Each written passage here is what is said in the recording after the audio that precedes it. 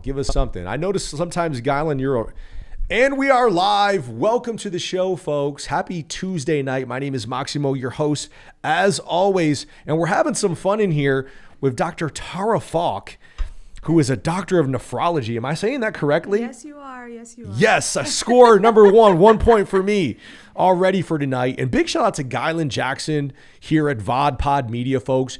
We hope that wherever you're watching from, you're divinely inspired, spiritually motivated. Give us a share, give us a like, give us a comment, and let us know where you're watching from. You know, it's interesting because you do a lot of talking around the country. I'm going to talk a little bit about, we'll ask you where you've been this week because you've covered some ground this week already. But, you know, I got to say, for the state of Texas that is actively doing their best to suppress Black and brown voices. Take a look at Senate Bill, I think 17, that goes into effect in 2024 of January, folks. VOD Pod Media is doing very good for themselves. So on that note, let me introduce you to my friend, Dr. Tarra Faulk, and she's brought props with her, folks. Let's start with this cup. Tell us a little bit about this cup. Where did you get this from and why did you bring it? Actually, a friend of mine gave it to me during National Doctors Day. And I don't want to be arrogant with it, but yes, I don't want to be arrogant with it, but it does have a very important message there.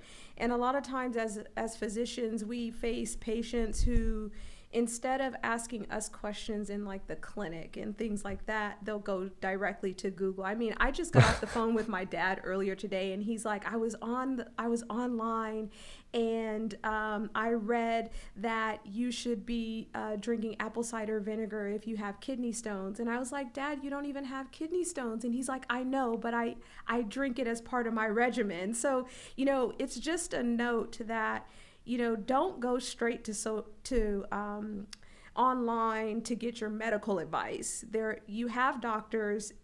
You know, you can supplant that information with Google or any other thing online, but don't make that your number one source for your medical care. Okay, so I need to find me a new doctor then. I'm kidding. So let's get right into it though. How does one become a doctor of nephrology? Okay, so actually on my way over here, a lot of music hits me. So I was like thinking of how many years it takes to become a doctor, and I was like, count it up, count them. So it's 4 years of college, of course, after high school, then another 4 years of medical school. And then after medical school, you start internship, which is 1 year. And then you specialize in internal medicine. So in total, that's a 3-year residency. And then after that is a 2-year fellowship in nephrology. So it's a pretty long time. It's a big game. But let's talk as well, because you've brought a lot of things. We've got a lot of things to cover. Sure. And you mentioned, you know, career transformation. You've mentioned your book, which is entitled The Misery of Dreams. Yes. Chasing a Dream, The Price of Pursuit, and the Lessons of Journey. Yeah. And first of all, what a title, what a cover. I know you were doing a social media poll to, you know, kind of discuss which cover was going to be the best. You know, is this your first book, by the way? It is. Okay. And actually, in 2018, I was kind of struggling with just completing all of my training in medicine and not really feeling whole. You know, you spend all that time in school and in training, and you've been working towards a goal that's the only goal that you've known. And I just wasn't feeling as happy or as fulfilled or as satisfied as I thought I should have. And so that's why it's called The Misery of Dreams, because it's like you dream these big, lofty dreams. You want to be something really big, and then you figure out once you get there that you're not feeling joy, you're feeling more like misery. And so that's kind of the premise behind the title. So it talks about my transformation in thought and in myself. We talked about when I first got here, you know, all the things and what my typical day looks like. I've had to kind of refine that over time because I want to do so much. but there's only so much time in the day, and my body can only take so much. Yeah. And so it's just a transformation of me, my way of thinking, and then just how I maneuver, but also talking about my story of becoming a doctor and then the transitions I've made over time in that field. Well, you're very accomplished. Thank you for your time tonight. Thank you for being with us here at VodPod. You know, folks, this book comes out in October, and I'm going to co-sign it already because on page 45, chapter 5, she opens up the chapter with a quote from Bush, one of my favorite songs. Quote, "I don't want to come back down from this cloud. It's taking me all this time." And that is a hit song. That is a popular song. I think we're probably from the same age bracket where that was like the song on like FM radio back in the day. Yeah. But this book is one that I think you should have. I mean, congratulations on, you know, completing the book. It is a goal of many people to write a book. Many people don't see it through. What was that process like? So 2018, I had the idea, but it didn't really set in for me to actually complete it until actually this year. I actually sat down and became focused in February of this year. So I completed that book maybe 3 weeks ago. And Wow. so it took actually me joining a writing group where we met weekly to talk about our progress and had coaching for me to actually get it done. And I think that's the struggle that a lot of people have when they decide that they want to write a book, is that they can't wrap their mind around the discipline to get it done and then the support to help them get through it. And so I really needed that, and I got that from the group I was working with. And so I think that's why I was successful in completing it. So, yep. So I got to ask as well, because we got a lot to cover, and we like jumping around and having fun as well. But where did you get your outfit from? That fantastic outfit. Look at this green, folks. This is like, what is this, a Kelly green? Okay, so let's first start with in 2023, I decided that I was going to do more monochromatic. It's intentional, but actually it's a designer called Dressed in Joy. And she's based out of New York, actually. I think the Bronx, actually. But she makes these just colorful, beautiful pieces. And so I'm just kind of locked in. It's one of the clothing brands that I'm just locked into in 2023. So I love this outfit. It's my favorite. And I knew when you invited me that this is what I was going to wear. All right. Well, good. Hey, that's what's up. And we got to give a special shout out to all of our viewers, all of our friends, all of our supporters, all of our family that allow us to do this work, folks. You know, this show, you know, this venture at VodPod takes a lot of work. This book has taken a lot of work. You know, seeing your career flourish and doing what makes you happy is a lot of work. Yeah. You know, it's not always glamorous, right? I mean, there's a lot of things that go behind it, right? People, you know, they always see the finished product, but they don't see all of the work coming behind that. Yeah. Now, you probably know a little bit about that because you are an expert, from what I've been told, in time management. So tell me about your time management. Like, how did you become an expert in time management? I'm a self-proclaimed expert. Yeah, but we'll in take time that. management. We'll take that. For some reason, I believe you, though. It's not like you're pulling my leg. Okay, well, first, you saw me. Actually, I saw you this morning at 4:38. Super early, yeah. 4:38 to be exact, is when I check into the gym. And but actually, let me back up. In order to do everything that I do, I actually have to really get focused on my nutrition, my health, my everything, just because I want my body to be able to do all the things that I want it to do. Yeah. And so we talk about sleep and how much sleep you get. I used to really not get enough sleep, and I've made a dedicated effort to actually do a little bit better with that. But exercise, eating well, and sleep is the baseline for all that I'm able to do. That's first and foremost. But then I really am hyper focused as far as time management. I try to squeeze everything out of the day. I try to not allow people to waste my time. It's a little bit of creating boundaries, but I want to get a lot done, and so I have to be then very focused on all of that. So really managing my calendar, really making sure I have enough rest so that I have the energy to do, really making sure that I'm not eating junk and putting junk into my body, really making sure that I'm exercising regularly. I think all of those things really help.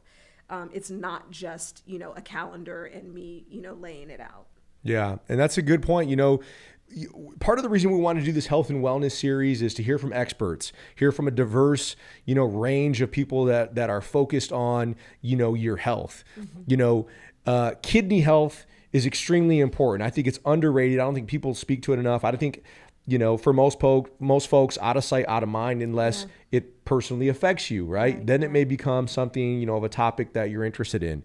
Talk to me a little bit about kidney health, kidney disease, and let's go from there. Sure. So I think people have heard about high blood pressure being a silent killer. I think a lot of people mention that, but kidney disease can also be a silent killer. There are 1 in 7 U.S. persons who have or who are affected by kidney disease, and that equates to about 37 million people in the U.S. The problem there, though, even more so than that, is that 9 out of 10 people who actually have kidney disease don't know that they have kidney disease. And so you're not going to feel, it's not like if you have a heart attack, you feel chest pain. You're not going to feel it. You're probably not going to really have any symptoms early on in the disease, but if you don't control things that are causing or contributing to your kidney disease, then it can progress to kidney failure. And kidney disease and end-stage renal disease, which is what we call end-stage disease, usually you know that by people being on dialysis, these all lead into cardiovascular problems and complications in people. So having kidney disease actually predisposes you to then have heart attacks and strokes and things like that. So we have to really understand that and then be mindful of that. Now, kidney disease affects Black and brown people more than it does whites and Asians. And the number 1 and 2 cause of kidney disease, do you happen to know what that is? I don't, but Okay. Something with the blood, maybe? Yeah, well, diabetes and high blood pressure. Okay. Number 1 and 2 causes of kidney disease. And Hispanics are more so affected than Blacks and whites by diabetes causing kidney disease. And Blacks are more predisposed to having kidney disease from high blood pressure over Hispanics and whites. So it's very important in our Black and brown communities that we get our regular checkups and understand that high blood pressure and diabetes can lead to kidney failure. One example of that recently, what's her name? The Queen of Soul, I guess, is who just died of, Was a singer here U.S. singer? Yeah, I forgot her name. Why am I forgetting her name? Anyway, she speaks a lot about, or she spoke a lot because she had a kidney transplant. And when she spoke about kidney disease, she basically was saying that she didn't realize that having her uncontrolled high blood pressure could lead to her having kidney failure. And she ended up needing a transplant and received that from her husband. You're talking about Tina Turner? I am, Tina Turner. Okay. Yeah. So she died from complications of kidney failure. She had a kidney transplant, and that was all due to uncontrolled high blood pressure. Wow. Yep. Well, listen, if we can jump in right there, because this medical degree is paying off right now. You folks are getting hooked up. But, folks, if you're listening to this, let this be a wake-up call, right? I mean, some of us really, I think, I know that if you don't make time for this stuff now and pay attention and pour into your health, you're going to be paying for it later, folks. And that's not to be heavy-handed. That's not to be spiteful. That's not to be in your face about it. But, folks, we've got an opportunity to, make some better choices right now. I don't know if there's anything, but what can someone do to better their chances of avoiding kidney disease? Well, first of all, if you have high blood pressure or if you have diabetes, tightly controlling those are very important. I use tightly, but just controlling those things, regular checkups with your doctors, taking your medications appropriately, and not taking medications or supplements or things that can harm your kidneys. That would be the biggest thing you can do as a person. Now, there's other things. There's other studies, like if we want to really dig in, and if you really want to work very hard at that, there's some studies about plant-based diets and how that can improve your chances with any kind of disease. So just paying attention to your health, and then especially if you have high blood pressure or diabetes, making sure that you're regularly getting your checkups and keeping your numbers under control. Okay, so we're hearing a lot of things. One, your diet and nutrition, folks. What you're putting into your body is extremely important. Secondly, monitoring your blood pressure and diabetes, right? So that also means watching what you're eating, yes. Correct? I mean, certain foods are going to help, spike, insulin, and, heavy sugars are going to make you more, I guess, predisposed or... well, predisposed is not a good term as far as that's concerned, because you're going to, genetics and two-hit theories and models and things like that, that's what causes your diabetes. But then once we're talking about control, that's where those things come into play. Yeah. Okay. So regardless though, I mean, on that note, watching what you're eating, watching what you're drinking, we're going to get into, drinks of choice, mm-hmm. because let's face it, folks, we like to drink, right? We should be drinking. We should be drinking a lot of water on a regular basis, but what we eat and what we drink is extremely important. And then our activity levels, yes. You mentioned, exercise, that's going to help control blood pressure as well. Absolutely. And blood sugar. Yep. Mm-hmm. Correct. So some moderate form of exercise doesn't mean you've got to be an Olympic athlete, right? You don't got to be running marathons every weekend, but some form of exercise. What sort of exercise would you recommend? I mean, so aerobic exercises, 30 minutes at least 5 times a week is a place to start. Now, strength training is good for bone health and just mobility and transition from like seating to, walking and things like that. But I would start with just walking. If you're doing no activity at all, just starting by walking is good enough. And then you can work your way up from there. I think a lot of times, as far as activity is concerned, people get discouraged because they go too fast too soon. And there's actually some studies where people are just kind of, to get them ingrained in the process of going to the gym, they basically just, they're instructed to wake up, walk to the gym door, and then walk, and then go back home. It's something as that, just to kind of get you in that habit. I mean, if you want to go through the door and start working out, do that. But some people need that just little tiny steps. And so just any kind of movement. Dancing, you could do dancing for 30 minutes every day if that if that keeps you motivated. Doing it with friends also helps. But just something little as far as walking in your neighborhood for 30 minutes 5 times a week is a good start. Good. So we're going to talk a little bit in a minute, folks. We're going to transition to a different segment here. We're going to be talking about popular drinks of choice. If you're watching this right now, go ahead and comment about what your favorite drink is. What do you get home after a long day of work? You've picked up the kids are back in school, or they're going back to school. What is your drink of choice? Is it a bottle of water? Is it a glass of wine to unwind? Right? We affectionately look at wine, right? Let's have a glass of wine. It's classier than having a beer sometimes. You just say, let's have some wine. It's classy. It sounds high class.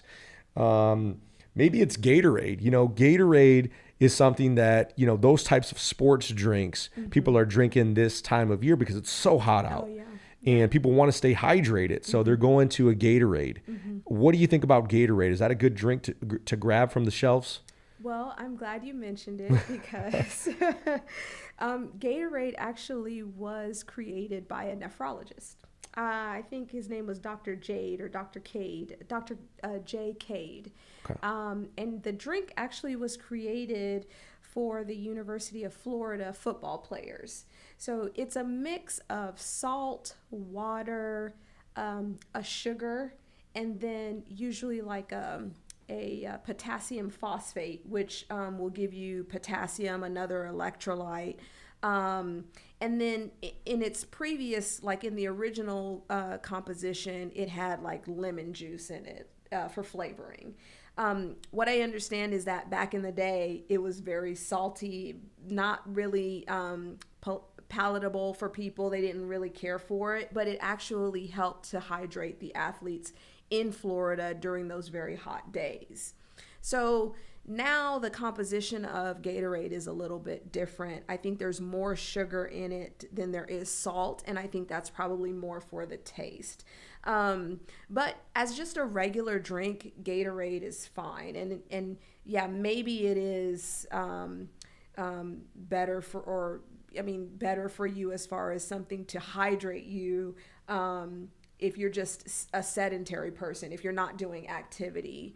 But if you're like doing extreme or let's say, for example, you're a marathon runner, when you take in Gatorade, that sugar is going to be immediately metabolized. So then at that point, Gatorade is just like drinking water. So it just kind of depends on the scenario. There's no harm in drinking Gatorade. I would always recommend that people drink water for hydration, but there's no harm in drinking, Gatorade. But you just have to be careful if you're doing extreme sports or endurance sports. You probably want something that has more salt. You need more solutes at that point. And that's why we were talking about, any other kind of endurance formulation of hydration method will probably have a lot of salt in it, and probably sugar and some other things. It's interesting. My son likes pickle juice. Okay. Yes. So I've seen that too. Gymnasts will drink the pickle juice. Or people who are doing sports all day, like competition, where they're just all day, involved in the sport. So people will draw to pickle juice for the same reason. The content is high salt, high sodium, which is something that will help with in your body. There's a lot of mechanisms. I don't want to like bore you into like what it, the osmolality and tonicity and things like that, but it's because of the salt. Well, that's good to know. So should we be reaching for Gatorades? Let's say you're an average person, you get a Gatorade because it's hot outside. Is that the best? Should we just stick to water? I would stick to water. It's the best. It's nature's hydration method. Now, what type of water? We're looking for alkaline water, spring water. It doesn't matter. Clean drinking clean water. And that's interesting because some places don't have clean drinking water. They don't have access. That's true. That's another sort of subject, kind of a segue, but it does affect many of our people that are potentially watching. Well, yeah. We had a water issue in a U.S. state, right? And so we're talking about Camp Pendleton, which was is a military installation where the water was tainted. So water is we probably overlook as Americans. Yeah. The thought or the concept of clean drinking water, because you think that that's something that is in a third world country where you're going to wells and things like that. But there are places where the city water is problematic. But most U.S. cities have good tap water. The tap water it may not taste good. People may have problems with the way it tastes or the way it smells. It may be treated in a mechanism or a manner that you don't care for. Chlorine is too high that you can taste it, whatever, or it's too hard. But regular tap water is sufficient in most places.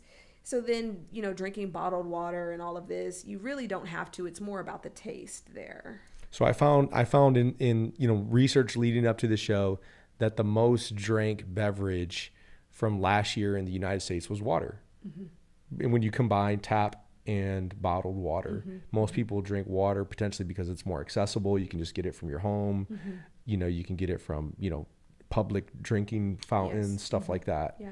You know, so that's interesting. And we're going to kind of rate or test some different, you know, drinks here in just a minute, folks, about, you know, what it would do to your body, right? What does the average drink do to your body? What does it do for your overall health?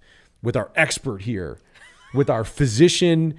No, let me get this right. I want to get this right because you do, and you know, I alluded to it earlier. You speak frequently around the country. If I were watching this, I would hire her. I would bring her in to my campus, to my community, you know, to wherever I needed someone to speak on potentially physician leadership. Yeah.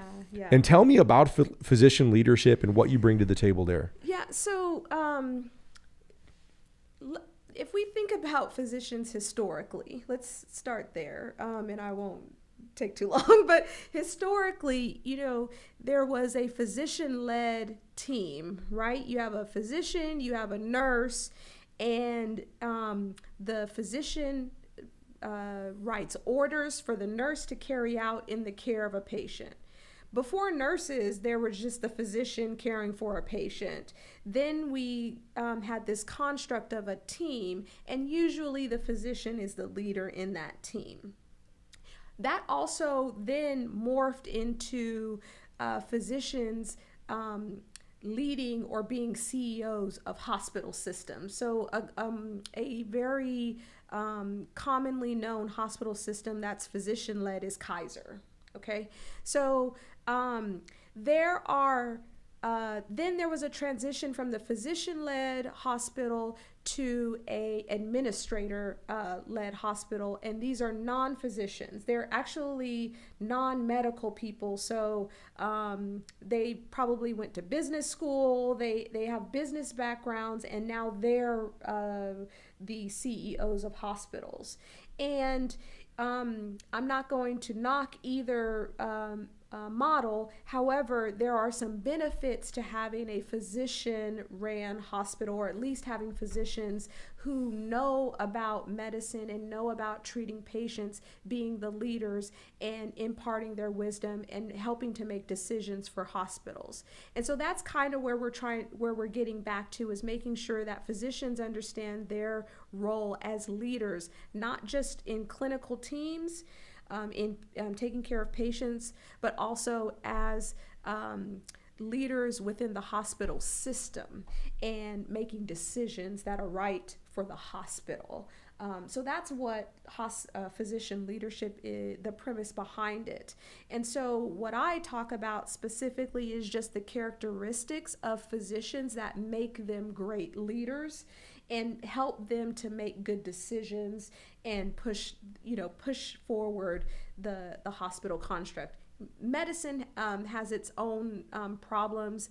In the U.S., the cost of medical care is very high, and we need to get better control of that. And I think that physicians need to play a part in that. That's awesome, because, you know, I like to think that a lot of the problems that we have in society can be solved with sound, strong leadership. And it's not easy. Yeah. You know, you look online and social media and everyone's criticizing everything about things that are done. It's interesting because those folks couldn't organize a sock drawer. It is hard to be anything, to be a leader, to lead your family on a trip to Disney or a trip to Six Flags, or lead your family to a trip to go to this restaurant. Try that. See if you can get 4 people to agree on what restaurant they want to eat tonight at. And everyone wants to kill each other at the end of the night. Yeah. It is hard. Leadership is hard. It is. But there's also, there's different styles of leadership, and some styles work better with certain people. I'm finding that instead of leading with force and power, you need to be influential. And that's, when I was in college, I was tasked to do a talk on a leadership figure, and I chose Hitler. I chose Adolf Hitler, And of course, Hitler did not stand for anything that I stand for. However, when we're talking about the topic of leadership and being able to influence people, whether it was a completely great, amazing thing versus a terrible thing, he was able to influence people to do a terrible thing. Yeah. You know? It's quite amazing. And so, you know, if we just look at that piece as far as the leadership aspect of that, the influence aspect of that, it's very fascinating. But you know, we all know where that story went. So yeah, no, but that's a good point. You know, how do you compel people as a leader? How do you captivate? How do you motivate people? How do you, you know, carry out a mission, right? And I think that, you know, hospitals, you know, large organizations, large entities, government, you know, they need to hear from leaders like yourself to be able to shape sound, positive leadership and moving people in the right direction. There's a lot of problems in society. yes, there are. And we can talk about them all. Yeah. We got programming for the rest of the year by talking about all the problems here in the world. But listen, we want to get over to the next room here in just a moment. We've got another segment for you all that we think you're going to enjoy. So what we're going to do is we're going to transition over to the next room. Don't go anywhere, folks. But if you go anywhere, get your favorite drink and comment what your favorite drink is. We've got people in the comment section saying they drink water Monday through Friday. On Saturday, they drink wine.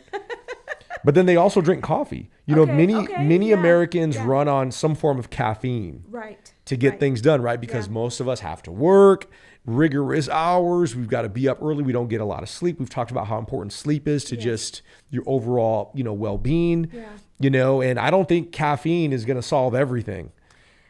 I don't know. I think it does. I mean, it works for that. It does work for that. And I used to drink coffee every morning. I recently changed that a little bit, but a lot of people run on caffeine. Yeah.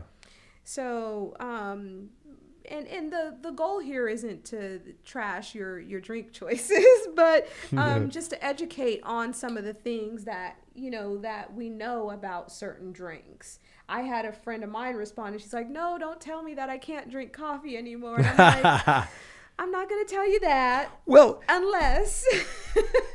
So it's interesting though, because, you know, I think people are well informed about the hazards of drinking certain things as well as eating certain things. Sure. Like I know people that will tell me, look, I know that McDonald's, and again, McDonald's is just an example of relatively unhealthy food. Yeah. Some people will tell me, oh, I ate McDonald's every day for 20 years and I was a picture of health. Okay. But I'm sure we can imagine some unhealthy food of some form. Yeah. You know, people know that it's unhealthy, but will choose to eat it anyway for whatever reason. Sure. People like to, you know, have their freedom, make their choices, live their life the way they would like to. You know, hopefully, ultimately, we are able to advise people of some form of healthier options. I think you, if you're watching this, ourselves, we all got a lot of living to do. And, you know, you want to have a long, healthy life, high quality of life for your futures, for your families. And these are things you can do. Now, what you ultimately will do is your decision, your choice, you know, but, you know, I think education plays a part in it, which we're going to help provide, you know, here in just a moment. But what do you think about that? I mean, you know, personal choices with regards to healthy living.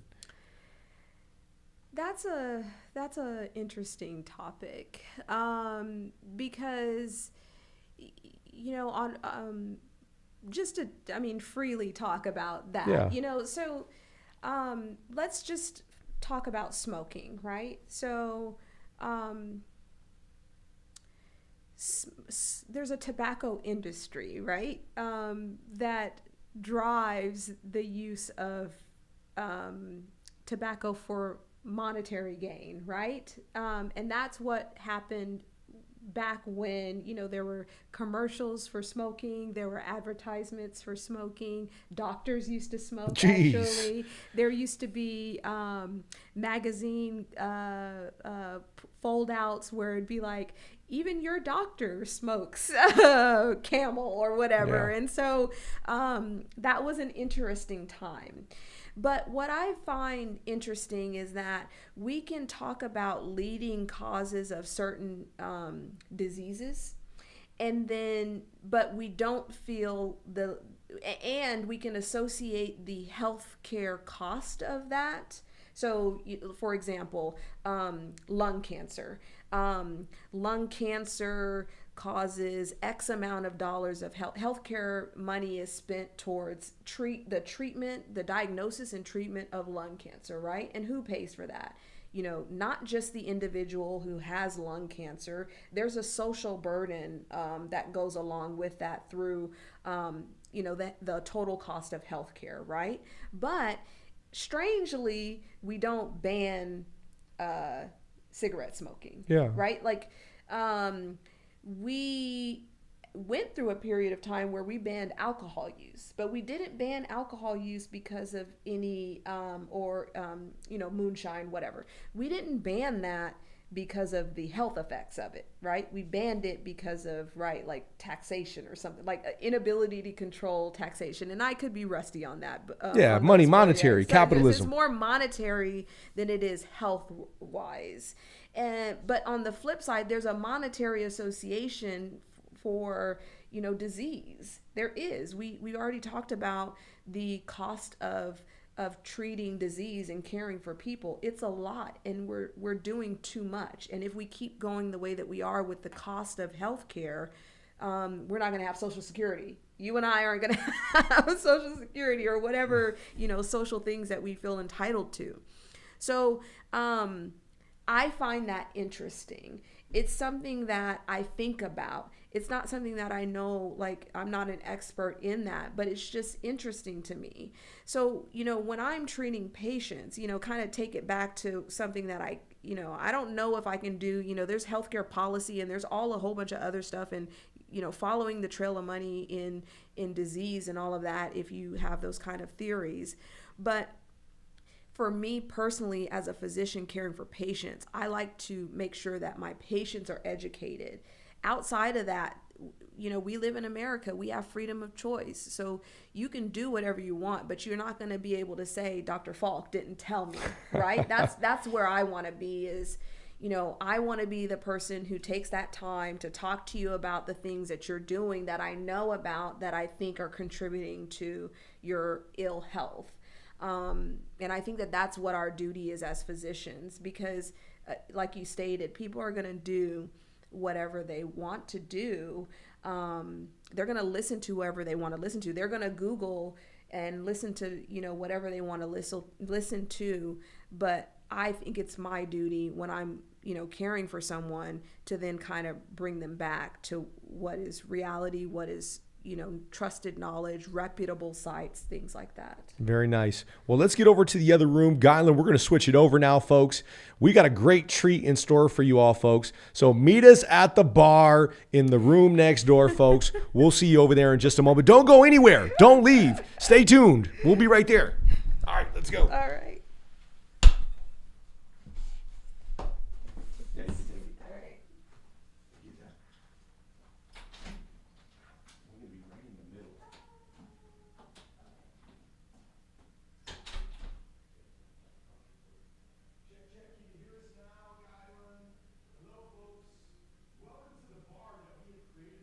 So some people. Hold on. All right, welcome, folks. We are here. Pause it. We're live. And so, yeah, we'll be good. Checkity check. Can you hear us now?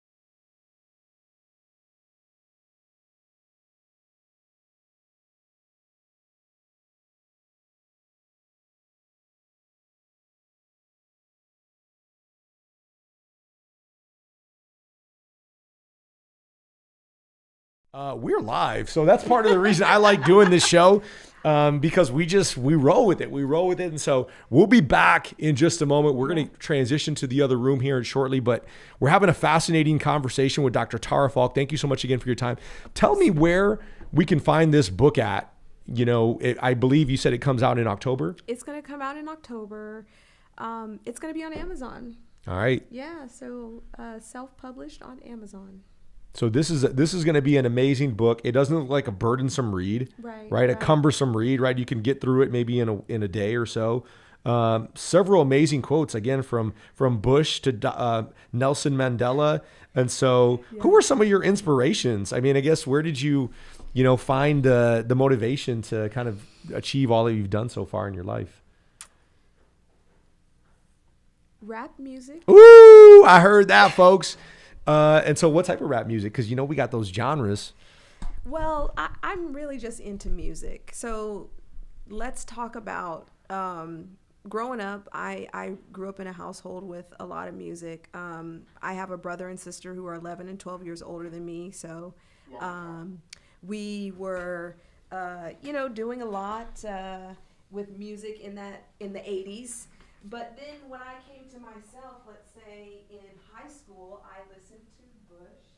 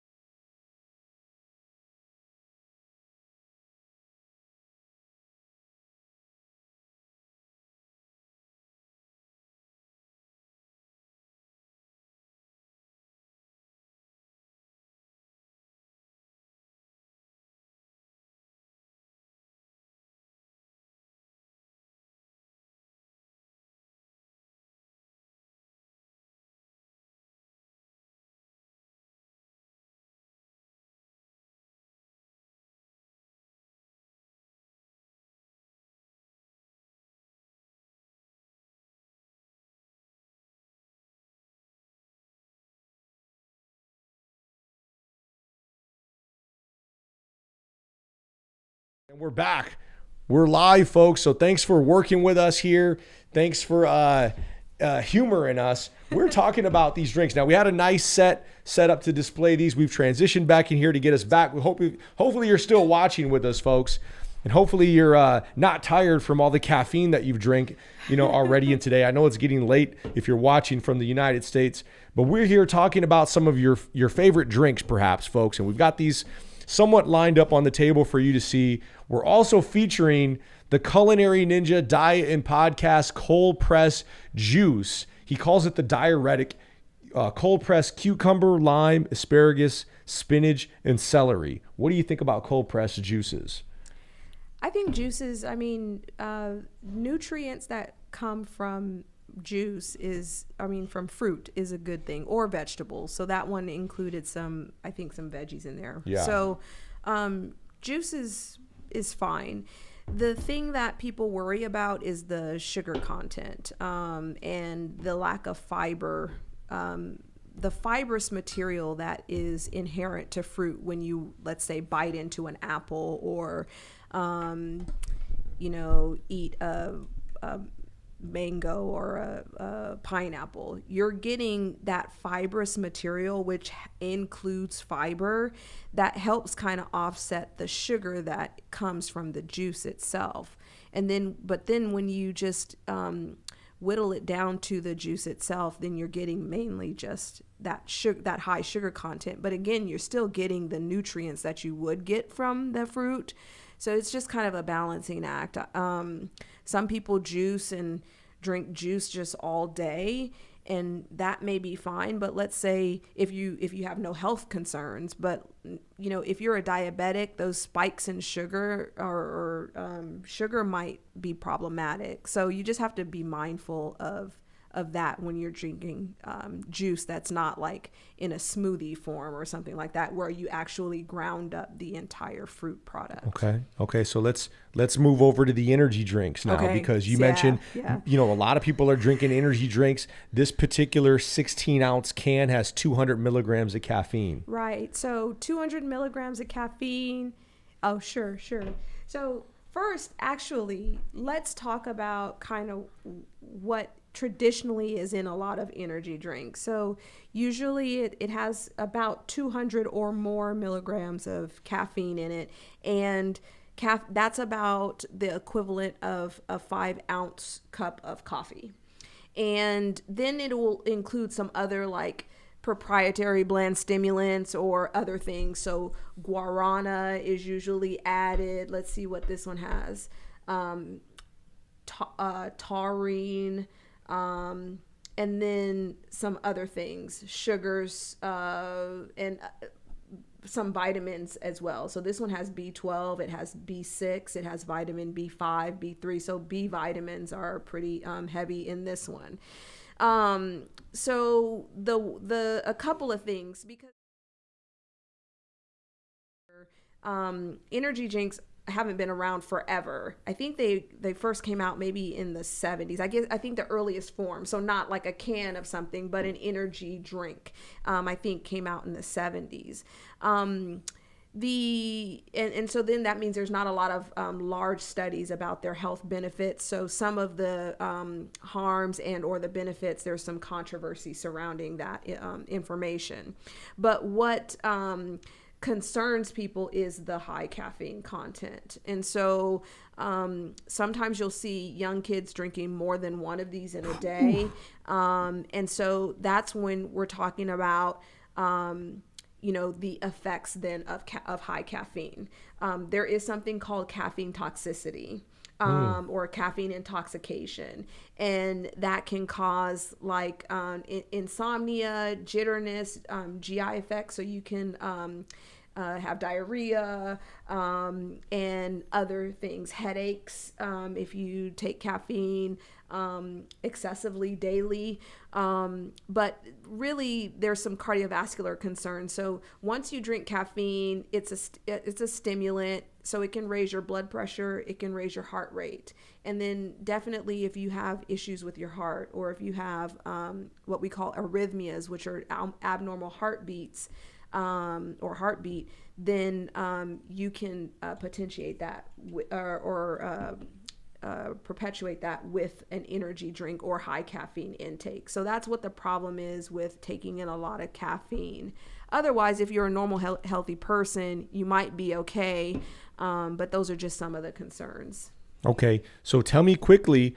We want to cover a few of these.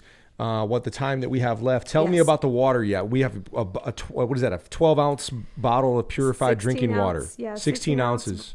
So, and you mentioned this, the purified here. I'm not like what that process is and what makes. I mean, is purified any better than tap water? Maybe in certain states where there's issues, or maybe in certain countries where there's issues with the drinking water, but just water in general is my best choice and what I recommend as far as hydration for any person.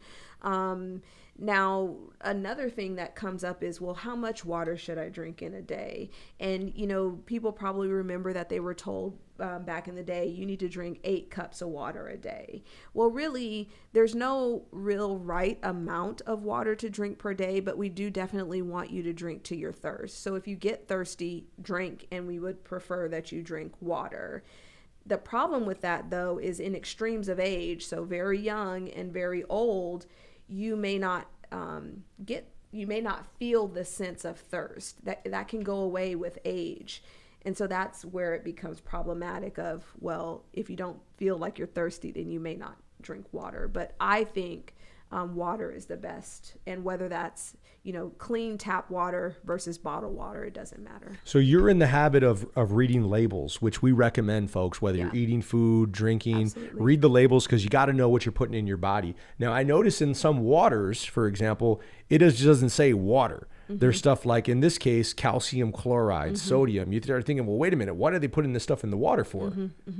Some of that may not be that it was put in the water, but, water is treated. And then even if a perfect example is Dasani. So Dasani actually has I think it has electrolytes in it. So that they add and try to make it, I believe, for the taste. But some water, just in its pure form, like running through a stream, it's going to be in contact with the elements. And so that those things may already be in it. But then also, it has bicarbonate in it. So yeah, it's just either a treatment of the water, or it's what already exists in the water, or it's added for flavor.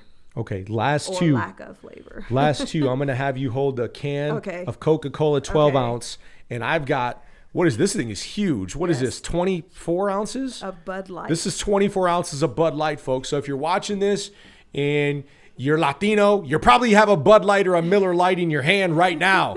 And so I hope you're drinking responsibly and not driving, whatever you're doing, folks. But, I see cans in San Antonio, like crushed cans of Bud Light on like the streets, all over the place. Especially during Fiesta, I think. Oh, yeah. Fiesta. That's got to be the drink of choice. Actually, probably Bud Light has a sponsorship with the city of San Antonio and Fiesta, because you see these blue Bud Light cans all over the place. So talk to me a little bit about the Coke and the Bud Light. Okay, so soda, just in general, is a carbonated drink. It has a lot of sugar. And so I would say now, just in general, whether it's not directly harmful to the kidneys. Okay. But if you have, I wouldn't recommend that Coca-Cola be your only drink, throughout the day, even though I know that there are people who drink like 3 or more Cokes per day. That is not going to help with your weight management. If you have diabetes, it's going to give you, loads of sugar, and you're going to gain weight from that. So not necessarily directly involved with kidney health, but it's high sugar content. And if you have any condition or any issues with sugar, then you're going to get a lot in a soda. Okay, and the Bud Light. And it also includes caffeine. There's a little, 50, 60 milligrams of caffeine in the Coke? Something along those lines? 34. Okay, 34 milligrams. So I had previously talked about caffeine intoxication. So that can happen at levels greater than 200 milligrams. 200 is quite a bit. It is, but remember that energy drink had 200. Well, there's some that have 300 or more. Exactly. And I mean, like, that's insane. Yeah. So that's something I would look at too. If you're drinking more, canned beverages throughout the day, you might want to keep track of the caffeine content for the day. And so what does that caffeine intoxication even look like, by the way? Right. So there's actually there's caffeine in powder form actually that people ingest, and people have died from that. I believe the death was caused from an arrhythmia. So it caused their blood pressure and heart rate to go up so high, and then they either had an arrhythmia or perhaps they had a hypertensive like crisis. So you can get jittery, you can have like altered mental status. Again, like you might have uncontrollable like diarrhea that you can't control because it just like stimulates your GI tract as well. So those are some of the more like early symptoms. Good information. Now we've got another drink here that I don't know if it'd be classified as an energy drink. It says it's 100% natural, no artificial ingredients, energy boosting compounds without the use of caffeine. It is a special leaf iced tea, olive leafed iced tea. Friends of VodPod here. What do you know about this stuff? I don't know anything. I actually thought that it was tea. So then it says it's caffeine. It doesn't have caffeine. No. So, does it have, some people are taking in, it's mushrooms, and they're using that as an alternative to caffeine, but I don't see that here either. So I'm not exactly sure. This is something I do not know. Well, I've had this before, and I've pretty much sampled all of these drinks before. Actually, I don't drink alcohol, but I've had a Bud Light, and I probably had vodka in my life before. Okay. But, you're right about the caffeine. My heart starts to beat really fast when I do a little bit more caffeine than I should. Sure. And it's not a good feeling. And I'm a relatively healthy person, and I'm telling you folks, you don't want that to happen to you. It makes you feel really like on edge, like something could happen heart attack wise. Yeah. And that could, I mean, if you're driving up your blood pressure and your heart rate, your heart needs your full contraction and relaxation in order to deliver blood to the rest of your body. And so if you alter that by caffeine intake or any other stimulant, drugs, cocaine, anything like that, then you could be in real trouble. So based on these ingredients that you see in the special leaf tea, what do you think? What's the verdict? Should we be reaching for this on the shelves, folks? And be honest, I mean, we just, we're curious because it has sugar alcohols in it, and then it has ginger juice and olive leaf. Again, I'm not really familiar with olive leaf, but everything else, and actually this is one of the drinks here that has probably about 7 ingredients as opposed to, and they all sound like something that I know, not like polyethyl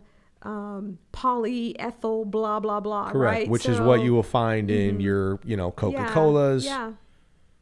So it doesn't seem like there's any terrible badness here. but it sounds like, the less ingredient stuff you can pronounce is the stuff we want to go towards. Sure. So lastly, tell me about the vodka, because this is Texas Enchanted Rock vodka. And I wonder if they went on top of Enchanted Rock to get this vodka, folks. That's an inside joke. I have one thing. So I went to I went out to dinner with my husband, and I was half joking, half serious, and I asked the bartender, is there top shelf vodka? And he laughed at me. Why is that? Because there is no such thing as top shelf vodka. Why is that? I mean, I don't know enough about the alcohol industry. I think vodka in itself is just like the shelf probably. Okay. And then there's like top shelf tequila or whiskey, or right? Whiskey I don't know, right? But there's no such thing as top shelf vodka. So all the vodka lovers are offended, and they're typing in their bad comments now. So I do want to actually lump together the beer and Let's do that. Alcohol, even though they're not the same. So we're just using vodka as a hard liquor or just alcohol example. And so a lot of people, I think, have the misconception that drinking too much alcohol causes problems with your kidneys. And we talked about this a little bit, but directly, unless you're drinking like backyard moonshine that came out of someone's tub, let's just in general speak about alcohol. Now, alcohol abuse and use have little of direct effect on the kidneys. However, they have effects on the liver, and people who chronically drink or have alcoholism or alcohol use disorder can have liver failure, and then liver failure can cause issues with the kidneys. So just, long-term alcohol use and misuse can then lead to kidney failure, but it's indirect. Another interesting thing is that, let's say you drink beer all day and you don't eat anything, because there's a lot of calories actually in beer. Sure. But beer doesn't have a lot of solutes in it. So we talked about like kind of salt and other things that you can get from other drinks, or you can get from just food itself. It doesn't have a lot of that. So if let's say you drink 13 of those per day, 13 of those per day for a while, then you can actually develop something called beer potomania, which is a strange name, but we were talking about it a little bit earlier, is hyponatremia. That's where you have too little salt or sodium in your blood. That's a very basic way of explaining it. But people can end up in the hospital because they drink beer, they don't eat any food, and then they develop hyponatremia, which is a very serious condition for us nephrologists in the hospital, and it can cause a lot of problems. So if beer is your only calorie source per day, just know that there are serious issues that can arise if you drink beer only and a lot of it. We hope you're not doing that, folks. Yeah. It's interesting because on this Bud Light can is a logo for the NFL, and we know football season's coming up. People like their football.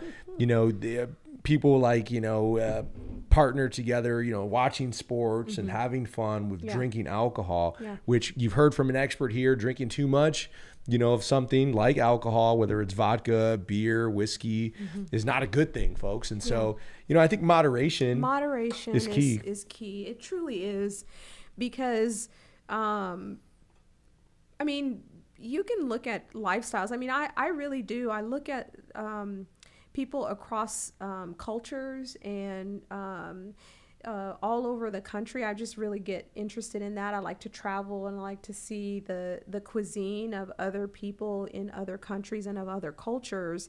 And a lot of times we can hone in on certain things. Like I could say, oh, it's unhealthy to eat meat, for whatever reason I decide.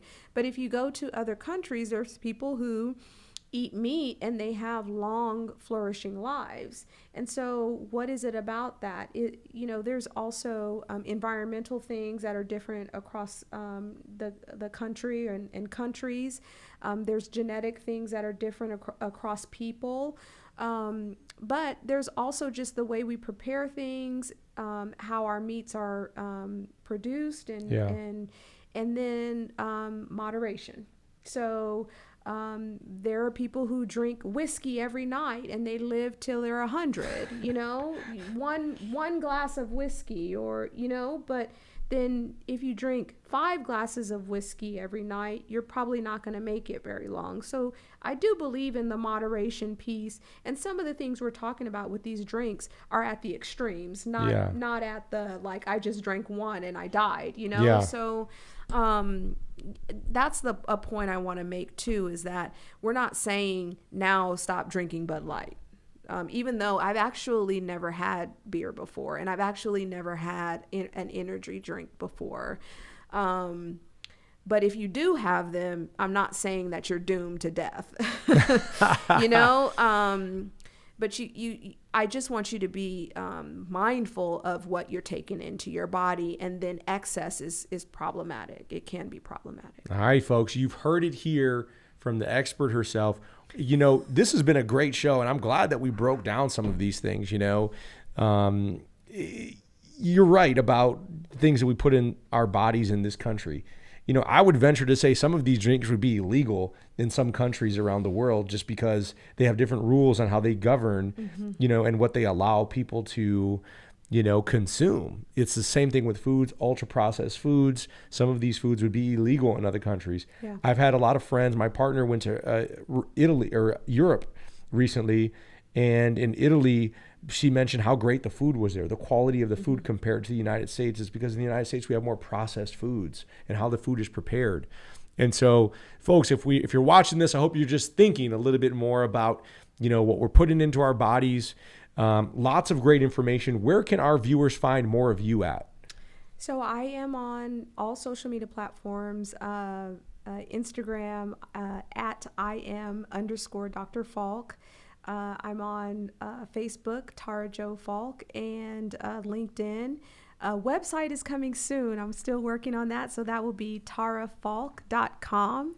And stay tuned because the book will come out. And actually, for anyone who's in San Antonio, we're going to have a book release party. Ooh. And there will be more information to come on that because we're going to have drinks and a DJ. We were talking about music before. So, yeah. This book looks really interesting. I'm flipping through the book as, you know, we're talking here. This looks really interesting on all sorts of different levels.